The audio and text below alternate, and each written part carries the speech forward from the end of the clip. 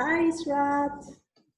Hello, How how are are you you? doing? Yeah, I'm fine, thanks. Nice to see you again. Yeah, yeah, I'm fine too. Um, So you know who I was with on the phone last week? I Please was tell with me. I was with Melusine. You know that French Oh, woman who came great. visit you to Bangladesh. Yeah, she's a wonderful biker. When she visited Bangladesh, we had so much fun while traveling, while touring. She's Yes. wonderful.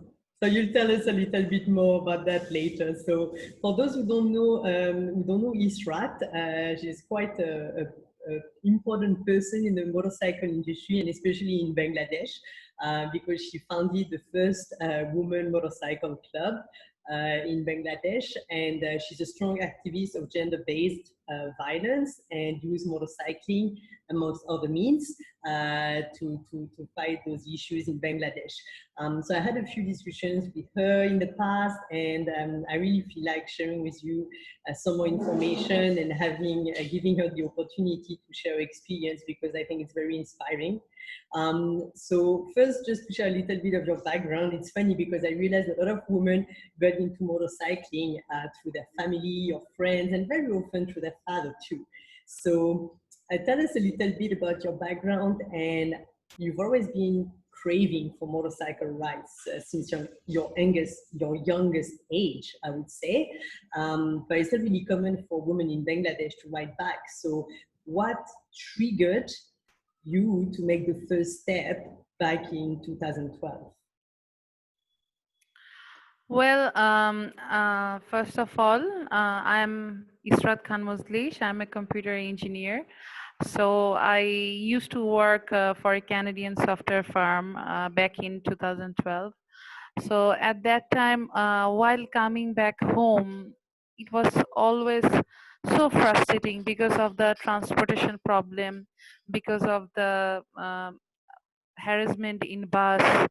So that was like a everyday scenario for me while I was doing that job. So at that time, I thought that this can't go on for like ages.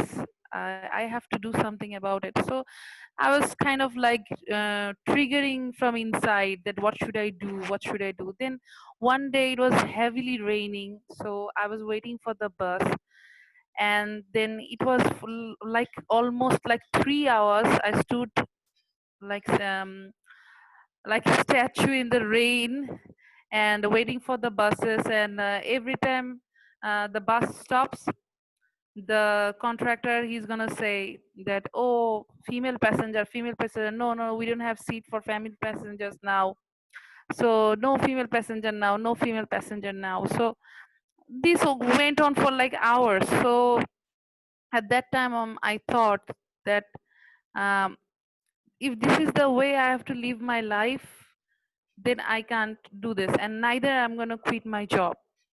So this is something which makes me independent. This is something that I do for my family, for myself. So just because of the harassment, I'm not going to quit this job. So there has to be something that can give solution to this problem. Then I decided that yes, um, I really, really, really, I've always loved motorcycles, scooters, and this is the high time that I need to do something about it, and I need to buy a scooter for myself.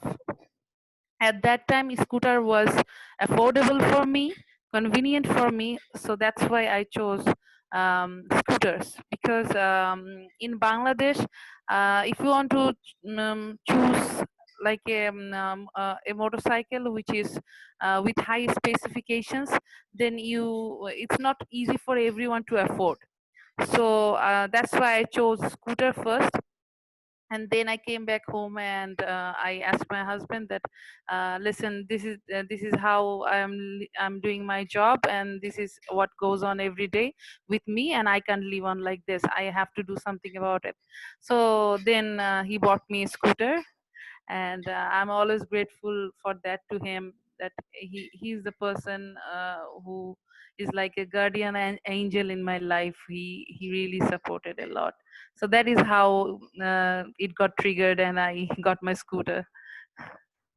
Okay, so you already basically like the motorcycle because I remember you were telling me that story that when you were Yeah. younger, you were always like bribing your uncles and giving them head massages so they Yeah. could take you on the ride. But Yeah, yeah. you were as a passenger, right? And basically, yeah, these issues in transportation in women's mobility in Bangladesh, which is very Yeah, restricted, yeah. really like pushed you to make this step, right? See, yeah, Yeah. even now after 8 years, it's not like that the transportation problem is solved. It's more or less same like the way it was 8 years ago. So it hasn't changed like on a drastic manner. Like it is kind of like the same. So the but the I won't say because of our club or something. Everyone has contributed, but I just want to say that for like 8 years, the way we have like continued our journey with our riders, and like we were doing different shows, and then there were like tours. So this is how like the women on a scooter, when I used to ride that, it was something that was so impossible. So there was this taboo that the girl who rides are the bad girls. They are not the ones who belong to a good family, or like they are not the ones who are polite, sober. They are the ones who are crazy. They are the ones who are like the someone who always breaks rules against the society. We were considered something like that. But gradually, I think But do you think that's during true? that's not true at all. That's not true at The all. women who ride bikes are a little bit rebel, though. Yeah, yeah, yeah. Obviously, you need guts to be on the road, because Yeah. as a rider, yeah, as a rider, you have to be prepared for both physical, mental, everything. You have to be prepared for everything. Like Yeah. a bike is not. Israt, sorry to interrupt. I think you don't need to put the microphone so close because I can hear some back noise. Just leave it normal. Oh, Yeah, it's fine. okay, okay, okay, okay. And yeah, so you were saying, even in the streets, on the roads. Yeah, yeah. See, our highways are so different from other countries. Like our road, there will be roads where you would have to you would have challenges. There will be roads where it would be smooth. Sometimes there will be rocky ride. So and the buses can also come from any direction. Like sometimes there are some there is some road where all of a sudden you are seeing that there is a bus coming from the from your direction. Maybe that bus is not supposed to come on your direction, but still like this kind of scenario. And if you are not mentally stable enough, you are not if you are shaky, if you are afraid on that time, you won't be able to think or decide on that instant situation what to do. So biking is not all about physical abilities, it's also about mental abilities to decide instantly which way should I go, Yes. how I should tackle the situations, because our roads are really challenging. Yes, completely. And that's what you were saying as well. So, in a way, motorcycling is a way of becoming more free physically and emotionally, but it also has its own dangers. And that's why, as well, you have given classes to women riders locally on how to ride properly. So, that leads me to this topic of you touched upon it a bit earlier about the Bangladesh Women Riders Club that you started, and you told me about that story about finding your first member.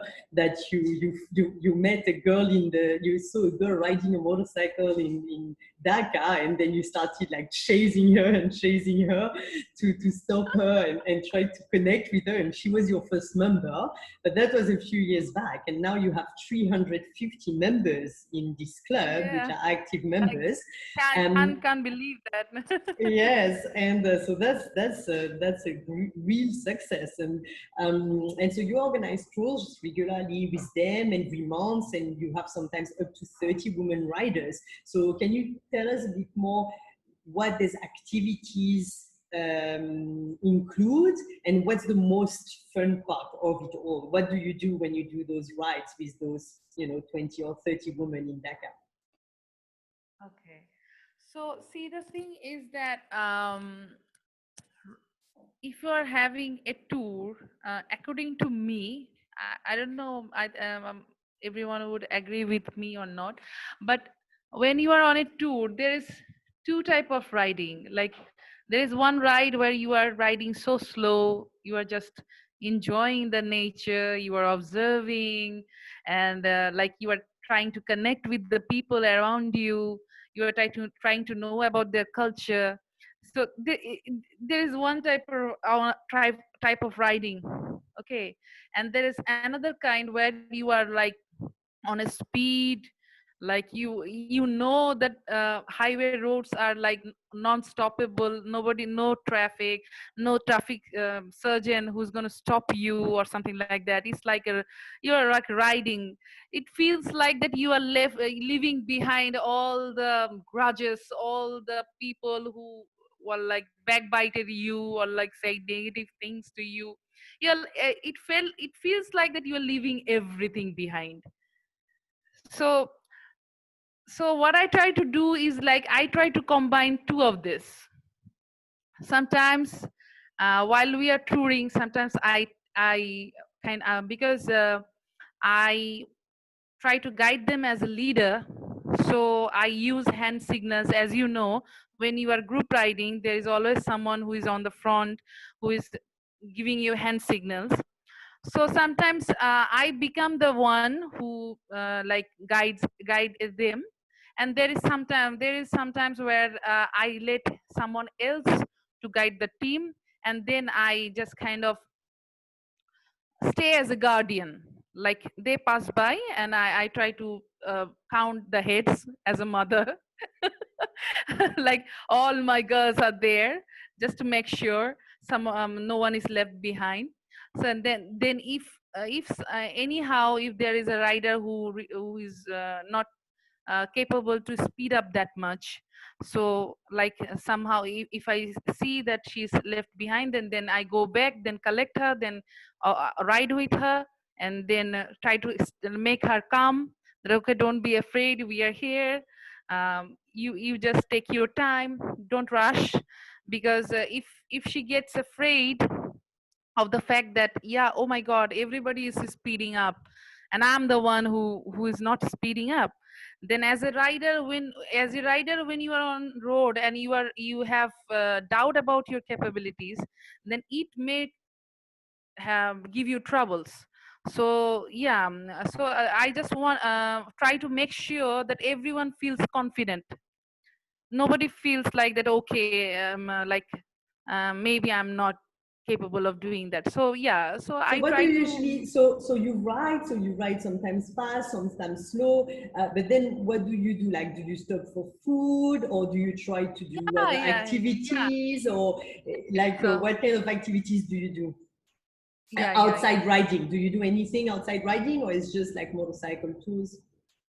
No. It all our tours are always like we sometimes we stop by, we have teas, local teas. There are always local tea shops on the highway, so you can stop and have a break and then have teas together and maybe have a little chat and then have a laugh together, that okay, what someone else did, look what I did, something like that, this kind of girl talks. And then then sometimes if we see that there is some fruit or any special like food that is only like produced in that particular area, that can be any kind of food like a local cuisine, or like sometimes they're like fruits which are seasonal, but like you can only get that particular food, organic food on that specific area. So on that time, if we find that kind of food shops or food markets, then we stop by, we try to have those organic fruits over there, eat together, and then again we start our journey. So this kind of things goes on, and this is the most fun part according to me, because you get to have Trying all. new food and Yeah, yeah, yeah. and tell me, so I was so earlier I mentioned Mélusine. So Mélusine Malander is a French motorcycle rider, and she's been touring the world and visiting several countries. And she came to Bangladesh a few years back, and you welcomed her. And she was doing also she was making those documentaries as well along her travels. So can you tell us a little bit about that experience from your perspective, this encounter with Mélusine? Okay, see, Melusine coming here was like a bomb falling in Bangladesh because She'll of be the, happy to know that.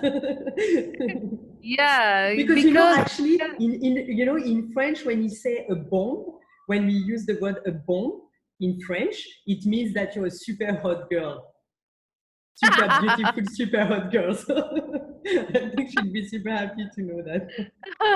she is a super hot girl also.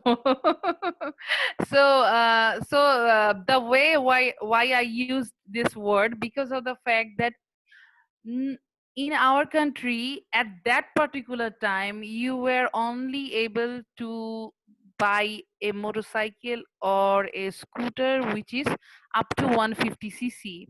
So we have never seen a bike which is above 150 cc at that time. So Melusine is the first person in Bangladesh, a rider, and who is also a female rider. That's a plus, that's a plus. So who came with a bike which is 850 cc, 850 cc. So it was like a bomb in Bangladesh, like nobody has ever seen this kind of bike. And this kind of finest quality bike, like, the as you know, the Triumph Tiger XCR, it's one of the finest quality bike in the world.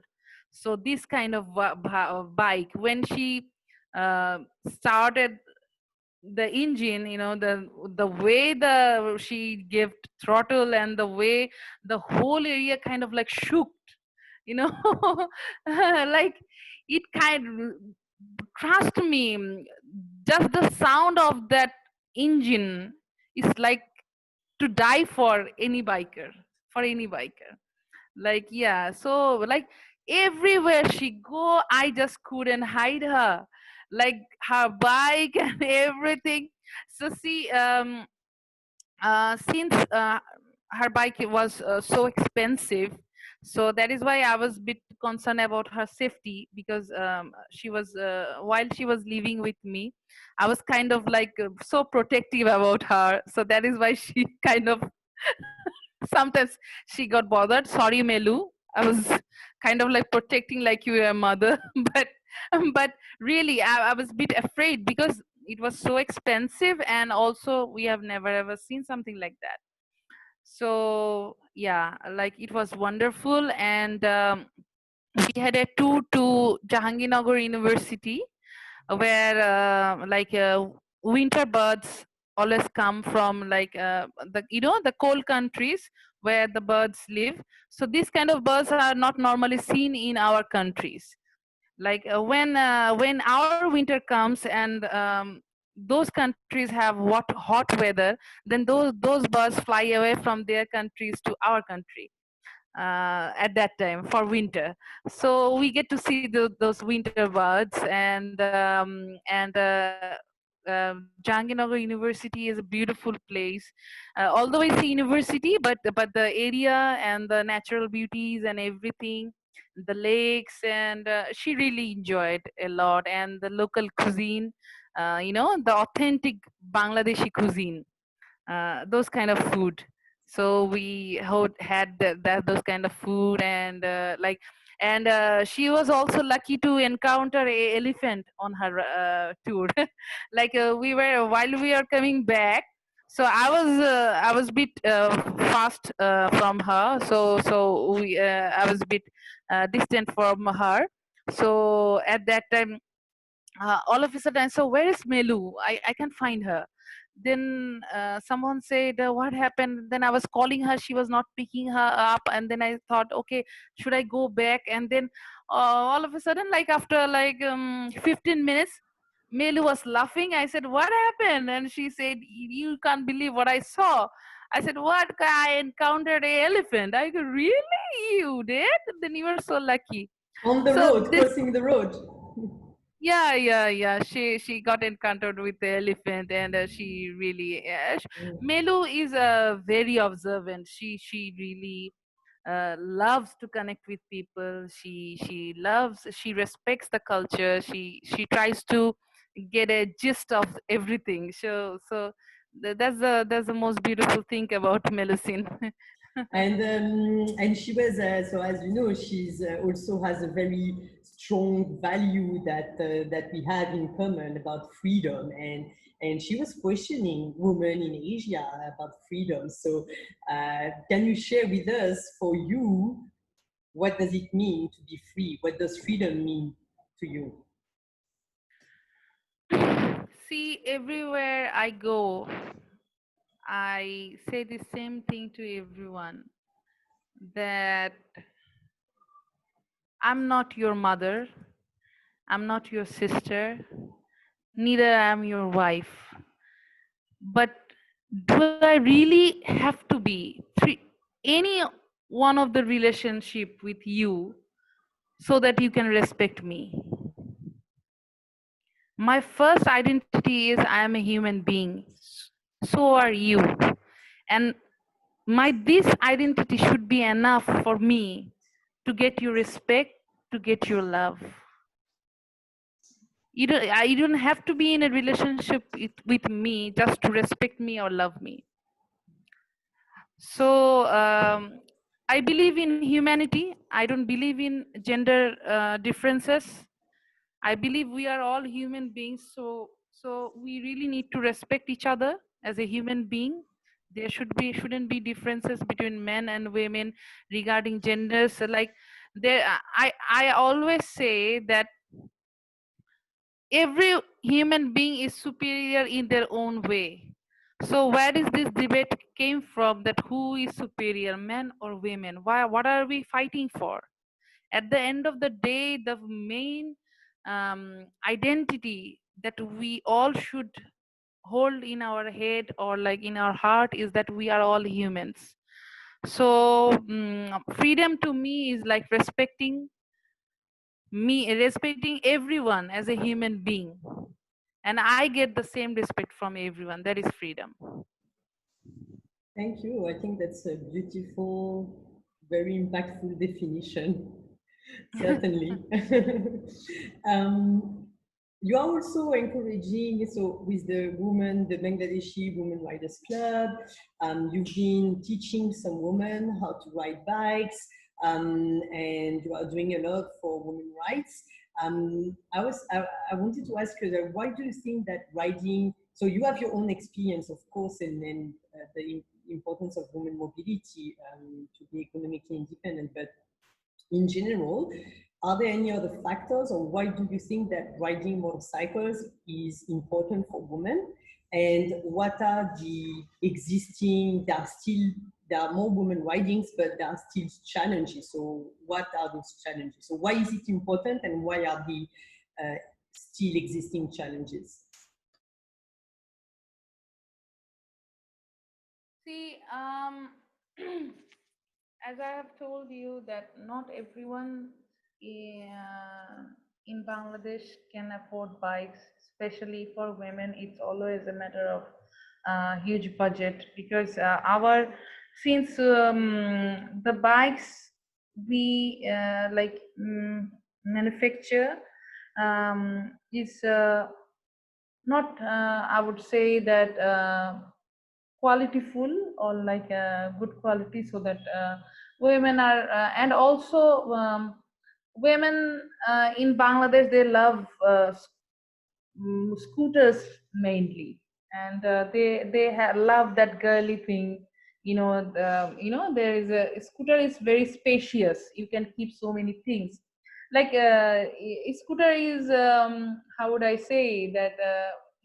That every woman likes to get dolled up and everything, and then they always look our. We always like to look our best, right? Like as a women, we love to look pretty, we like to look presentable. So like in a scooter, it's very spacious. You can keep lots of things, and also like hair, since women take care of everything in their household, their kids and other works, and men only go outside to earn money for family. So they are the providers, they do jobs. That's the only thing they do. They don't help that much in household work, or like share chores with wife or anything. This kind of things is not like in our culture. So for women, like they also need to, sometimes they need to take their children to their schools, and then they, if the children has bags or something like heavy things or like tiffins or everything, she can also carry it inside the scooter. And then if she wants to go to the like food market or like in local groceries, then she can buy groceries and also keep it on her, not carry it in a proper way, because the scooter is very spacious. So yeah, so the scooter prices is decreasing gradually, but not in a very drastic manner. So uh, there should be like more consideration for women, and free installments. And also they should make the motorcycling company should give opportunities to women uh, who doesn't earn that much. For example, if she's a student, then they should have a student loan for buying motorcycles. So this kind of facilities, if these kind of facilities gets availed for everyone, then I think the challenges would be a bit less, and the women would be more likely to buy scooters, and the riders will increase more. Okay. So yeah, so that's one of the key challenges. So the financial capabilities of women to have their own bikes. Yeah. But how about social? Because social expectations. Because I was really surprised recently. I was talking to another woman in Bangladesh, and they had started this company for a little bit like Grab, so Obai, where they could where women riders could transport other women riders, exactly to solve these problems of mobility. And so she was telling me that one of the difficulty as well, even if women were provided with training and with motorcycles, and they could repair their training later, and they were provided with motorcycles, so they had both the ability to increase their mobility and also to generate extra income, and they were even more paid than in the garment industry, for example, where a lot of women work. And so she was telling me that the issue is that after a few months, the women, they would stop riding because of the sun, that would get darker. And from a social expectations point of view, that was a real big issue for them, to get darker, and then they would just drop the job. And so that's something that really surprised me. So I wanted to have your opinion, your view on that, because I know that the monetary part is important, but I'm wondering about the social expectations. What's most important? Okay. See, if you don't mind, can I know the name of the app? Oh, bye. Uh, Oh, bye. oh, bhai. Okay, okay. See, um, if As you have said that they're providing trainings, they're providing everything. See, uh, I don't want to go into details with app issues or anything because it's their confidential matter and everything. And another thing is that like here riding women riding as a pillion, and the rider is a woman, and sometimes even the pillion who is a woman, sometimes they are bit like worried about the fact that either that girl is if well rider enough that so she can take the her responsibility while on the road, you know. Sometimes women also gets afraid about the fact that, oh my god, look who came, she's a woman, would be she able to balance the weight, would be she able to take care of herself and me. So here, so in this area, here comes the responsibility of making sure that you are hiring only the good riders. So you have to kind of like quality control on this matter, that yes, I'm getting only the good riders who can really take care of this kind of two trips. So this is one issue, and the second issue is that see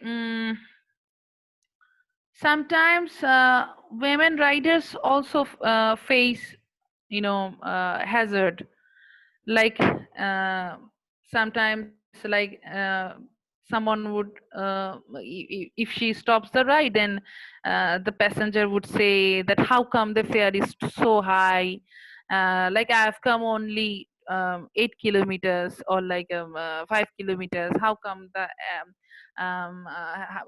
fare is so high. So I have heard stories where the customers would say, oh, I'm not going to pay, I'm just leaving this place, and I'm not going to pay you because you're overcharging, something like that.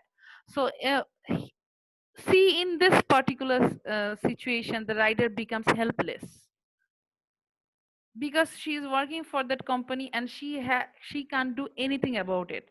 Whatever the app says, this is accurate according to her because she is doing a job there. But because of the customers nagging and everything, and the fussiness sometimes they face, so it also sometimes becomes frustrating for them also, you know. So see, maybe I'm saying this to you because as you have heard from her side, so I'm just saying from rider's side what I have heard as a rider from other riders, what kind of Yes, situation. So yes, that, completely. That's why I'm asking to have a different perspective. yeah, Mm. yeah.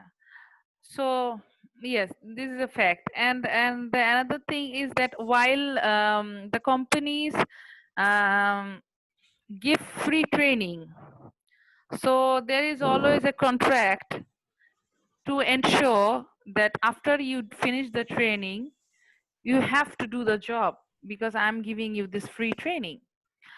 So this kind of contracts should be strong enough uh, for that particular person to obey. So so again, there is, it's a company's confidential thing. So you there is not always the riders to blame, you know. There is also some behind issues which is also needs to be taken care of. No, no, And completely. Mm. yeah, And yeah, yeah. And fourth thing that I really need to tell you is that like for like 4 or 7 classes, for example, after like 7 classes, if we expect a female rider to join immediately to be on the road, and when she is not capable enough to take care of herself on the road properly, then you are like compelling her to take someone else as a pillion. She has to take someone else as a pillion. So the training needs to be longer. The riders needs to be more qualityful. Their skills needs to be sharpened. Only then this kind of business or this kind of riding apps would do really good in Bangladesh. Yes, okay, fair enough. I think because I wanted to have your opinion as well because you have this experience. Because I was when I heard about these services and I was talking to this person from the company, I was like, for me, it seems so perfect on paper. I was like, not only they train women, so women get free training and they are more capable on bikes, but on top of that, they get better paid and they are Yeah. safe because they can only transport women. And I was like, Yeah, yeah. why isn't it working? So it's interesting. And of course, as you rightly said, I got And see, the company point of view, not particularly yeah, the rider's point of view. So yeah, that's yeah, why it's yeah. interesting And to. and another thing I forgot to mention is that I'm not going to take any names. I'm just giving you a picture of that situation. That is that, see, there is a company in Bangladesh who started for the first time this kind of ride sharing app only by women. Uh, See, what they do is like they violated the labor law. Like that particular rider has to work for that particular company and ride for, okay, for 17 hours or like 12 hours. So is that fair? I think you can imagine that what kind of hard work she has to go through if she writes for like 12 or 17 hours. Okay, like she has to there is a contract with her where she has to do that amount of ride in every day, and if she doesn't do, then her salaries won't be paid accordingly. And sometimes her salaries would be a portion of amount is also mentioned there, where that amount would be deducted from her salary, and also she would never ever have any holidays. So do you really think this kind of contract is fair for any riders?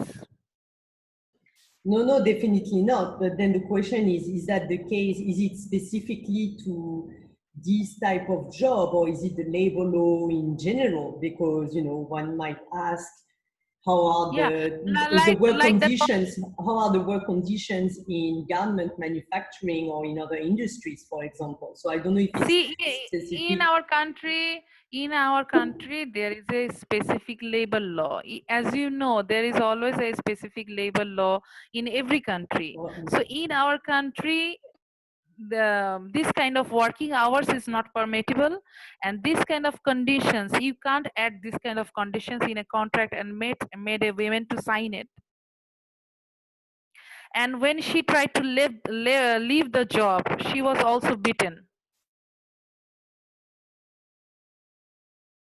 And just try to imagine if you are only one woman who is in a meeting, and there is five men or three men who is trying to put pressure on you, who is threatening you for your life if you leave the job, then I think you can imagine that what kind of scenario this would be for a women writer. Yeah, Doesn't matter if she is helpless or not, or like she's capable of doing another job or not, but this kind of scenario is not appreciable. This kind of scenario shouldn't be happening for a writer or no, any of course, of woman. course. Yeah, Mm. yeah, Of yeah. course, for So any woman or any company. yeah.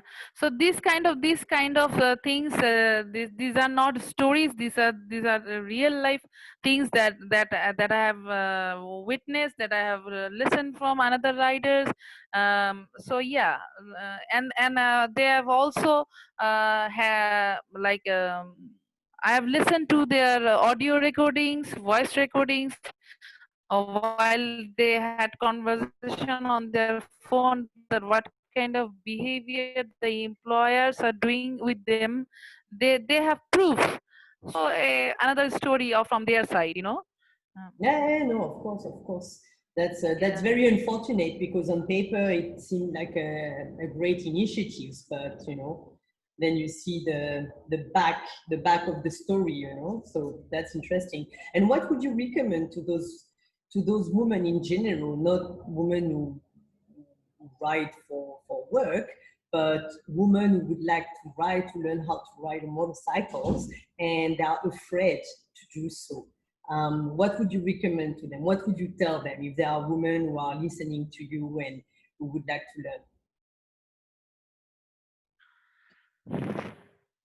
To all the women who really like wants to ride, I just want to say one thing to you, that please stop thinking what would happen, or like how we would do, or like if there is anything positive or negative about it. Please don't just think.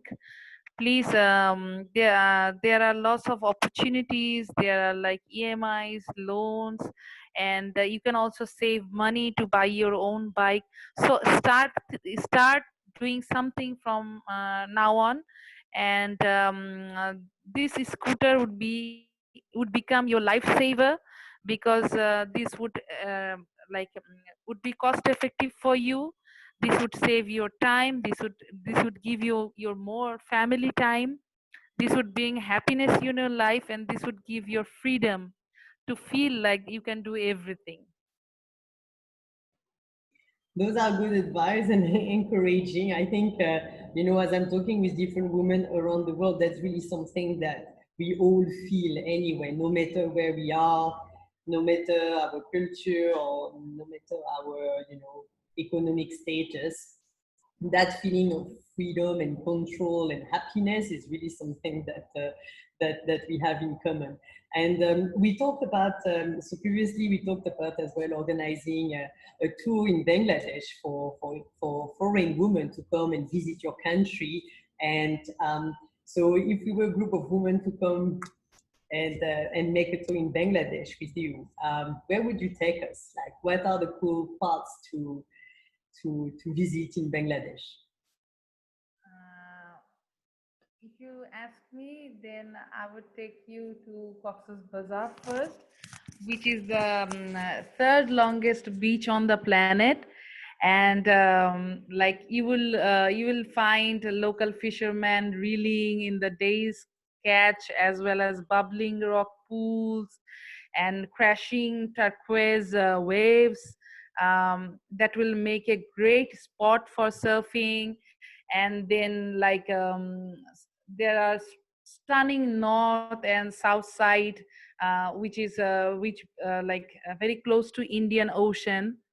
So, and the salty fishing skiffs and the bustling jetties, like it would really be enjoyable for anyone. So I would this would be my first choice. If you come to Bangladesh, then I would take you to Cox's Bazar first. Yeah, that sounds very exciting. So just to finish, now we had a really long discussion, I think, but it's very enjoyable as usual. And I'd like to ask you if you have one motorcycle dream, one dream related to motorcycling, what is it? See, from the first day of my riding journey till now, I have only dreamt one thing again and again. That is that one day I would like to go on a world tour. And the world is so beautiful, and God has created so many different beauties and monuments and everything in this world. And you um, God knows how long we are going to live, or like we don't know how long we are going to live. So life is too short, and I really don't want to waste my time. So if I can manage, and if I can have the opportunity, then I would definitely go on a world tour, and obviously that would be a motorcycle tour, and visit other bikers around the world, meet other women bikers, and get encouraged by them and hear their stories, and visit their localities and everything. That is my dream. That's a beautiful dream, and well, you know, you have a friend at least based in Malaysia, also in France. France is Yeah. quite far away, but at least Malaysia is not too far. So yes, thanks for sharing your experience with us, Israt. Thanks for making the time. And yes, let's work on that trip together because I'm really looking forward to be able to discover this country with you. Yeah. Thank you so much, Alison. It's been always refreshing and wonderful to talk to you, and you have been very kind and helpful to us. And I wish that you would visit us very soon, and we can have our journey together. And thank you, everyone, whoever is watching this video. And I would really like to get in touch with you guys. Do visit Bangladesh. You get my open invitation, and we would have a blast if you come to Bangladesh. Thank you. Thanks, Israt. Have a nice day. Have a nice evening. Yes, have a nice day. Thank Bye. you. And bye.